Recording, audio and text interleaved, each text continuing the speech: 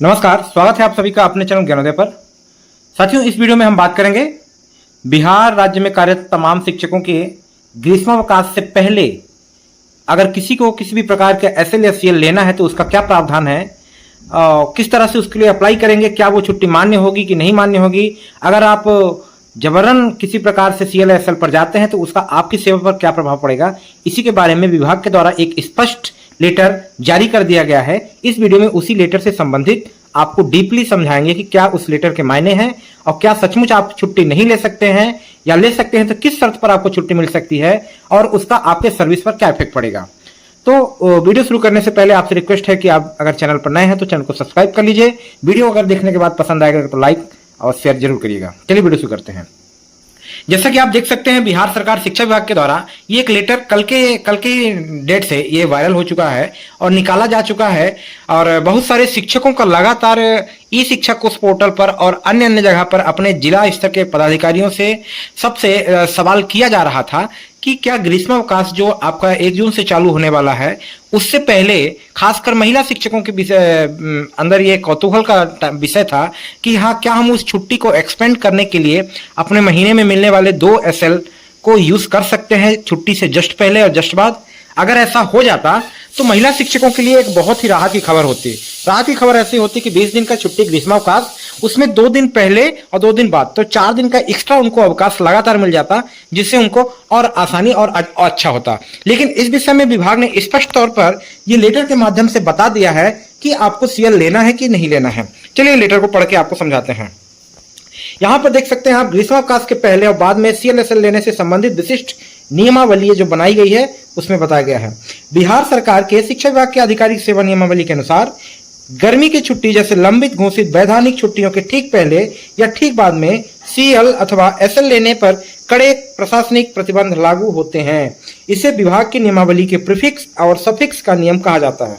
मतलब ये जो ग्रीष्मावकाश की छुट्टी है उससे पहले और बाद में जो आप छुट्टी लेंगे उस पर आपको प्रशासनिक कार्यवाही की जा सकती है, प्रतिबंध है, नहीं ले सकते हैं।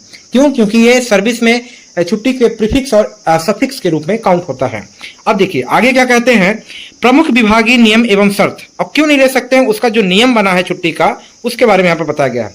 जैसे सीएल के संबंध में कहा जा रहा है, सीएल पर पूर्ण रूप ग्रीष्मावकाश शुरू होने के ठीक पहले और अंतिम कार्य दिवस वर्किंग डे को अथवा ग्रीष्मावकाश समाप्त होने के ठीक बाद खुलने अथवा प्रथम कार्य दिवस को किसी भी शिक्षक के आकस्मिक अवकाश दे नहीं होगा। मतलब कि सीएल आपको दे नहीं होगा। कब? 31 मई को तो संडे ही है। 31 मई से पहले 2 वर्किंग डे, मतलब आपका 29 और 30 मई को आप सीएल नहीं ले सकते हैं। उसी के बाद मर्ज रूल दिया गया है। यदि कोई शिक्षक सक्षम प्राधिकार की लिखित पूर्वानुमति के बिना ग्रीष्मावकाश के आगे या पीछे सीएल अंकित कराता अनुपस्थित पाया जाता है तो विभाग द्वारा पूरी ग्रीष्मावकाश अवधि को ही अनाधिकृत अनुपस्थिति अथवा असाधारण अवकाश में बदलते हुए वेतन कटौती की कार्यवाही की जाएगी। अगर मान लीजिए किसी ने सीएल ले लिया तो उस पर कार्यवाही होगी। उसके सर्विस बुक में लिखा जाएगा कि इनके सर्विस जो है डिसकंटिन्यू हो गई, ये बिना सूचना के मना करने के बावजूद भी इन्होंने छुट्टी ली है, इसलिए इन पर कार्यवाही होगी। इसी प्रकार से एसएल के भी विषय में कहा गया है कि आप एसएल भी नहीं ले सकते हैं। लेकिन यहाँ पर कहा गया है कि अगर किसी को विशेष परिस्थिति है, जैसे खास करके किसी को मेडिकल इमरजेंसी हो गई या कोई विशेष परिस्थिति है, इस विषय में अगर आप एसएल लेना चाहें या सीएल लेना चाहें तो आपको उसके लिए करना होगा, एक उपाय है, अपने बीओ के माध्यम से आपको अनुमति लेना होगा। अगर बीओ ने अनुमति दे दी और उन्होंने अनुमोदित कर दिया तब आपको सीएल और एसएल मान्य होंगे, अन्यथा नहीं होंगे। अगर आपने ले लिया तो आपके सर्विस पर वो बात आ जाएगी। अब देखिए नीचे दिखा है विशेष निर्देश संशोधित। अब निर्देश क्या दिया है, विशेष टिप्पणी दिया है, यह नियमावली ग्रीष्मावकाश अवधि के अनुशासन को बनाए रखने के लिए केंद्रित है।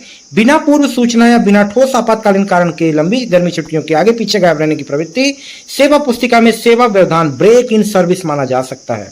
मतलब अगर आप बिना अनुमति के, बिना सूचना के अगर अपने मन से सीएल और एसएल भर देते हैं, लगा देते हैं, तो आपकी सर्विस डिसकंटिन्यू मानी जाएगी। आपके जो सर्विस बुक में उसमें लिखा जाएगा कि इन्होंने सर्विस ब्रेक किया है। ठीक है, तो अगर करना क्या है, इसका उपाय क्या है? उपाय यह है कि अगर आपको आवश्यकता पड़ती है इस प्रकार की छुट्टी के लिए तो आप अपने पदाधिकारी से ब्लॉक स्तर पदाधिकारी बीओ को आप सूचित कर सकते हैं। उनसे आप अप्रूव करा सकते हैं। अगर उन्होंने अप्रूव कर दिया तो वो आपको छुट्टी मिल जाएगी। अब अप्रूव करने के लिए कंडीशन है, आपके पास कोई स्पेशल ऐसा कंडीशन होगा, मेडिकल कंडीशन हो या कोई भी समस्या हो गई, तो उस केस में आपको वो छुट्टी मिल सकती है। लेकिन ज्यादातर केस में जैसे लगातार CLSL कोई लेना चाहे वो नहीं ले सकता है।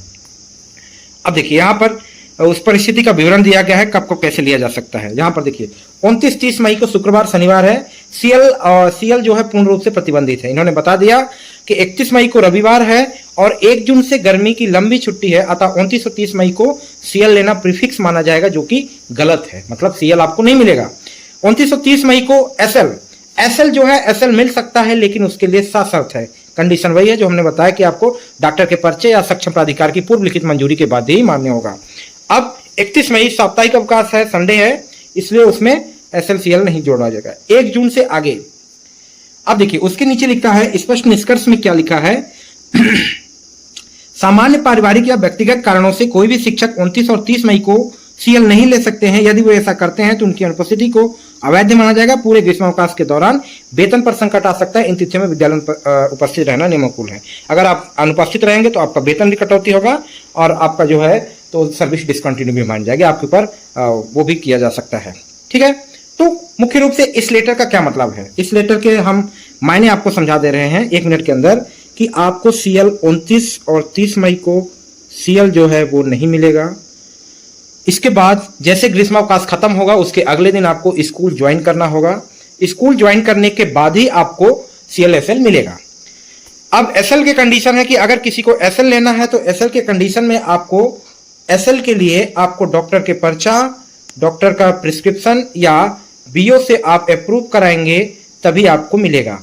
इसी तरह से अगर मान लीजिए ये तो महिलाओं के लिए हो गया SL, लेकिन अगर किसी पुरुष शिक्षक साथी को कोई समस्या हो गई, मान लीजिए वो घर से चला, उसे किसी प्रकार की आपातकालीन परिस्थिति पड़ गई, तो वो क्या करेगा, उस स्थिति में वो अपने BO को सूचित करेंगे और BO से अप्रूव कराएंगे, तब BO को वहां छुट्टी देने का अधिकार है और वो छुट्टी दे सकते हैं।